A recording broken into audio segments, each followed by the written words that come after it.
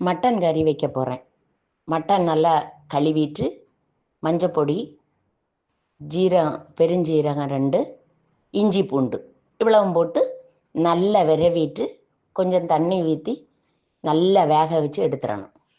எடுத்து வச்சுட்டு பெரிய வெங்காயமோ சின்ன வெங்காயமோ அதை நல்லா வதக்கிட்டு பச்சை மிளகு 2 போட்டு எல்லாம் வதக்கிக்கிட்டு இறைச்சியை தூக்கி தட்டி 1 ஸ்பூன் மல்லிப்பொடி, 1 ஸ்பூன் கொஞ்சம் இறைச்சிக்கு தக்கன, 1 கிலோன்னா அதுக்கு தக்கன, அரை கிலோன்னா அதுக்கு தக்கன மஞ்சப்பொடி, வத்தல் பொடி, மல்லிப்பொடி, கறி மசாலா பொடி இவ்வளோத்தையும் போட்டு நல்லா கிண்டி தண்ணி வேணும்னா கொஞ்சம் தண்ணி ஊற்றி அதை கொலன்னு வைக்கணும்னா கொல, வரட்டி எடுக்கணும்னா வரட்டி, இப்படி எடுத்து தான் நல்ல சோறுக்கு, சப்பாத்தி, இடியப்பம் எதுக்கும் வச்சுருந்தேன்னா சூப்பராக இருக்கும்.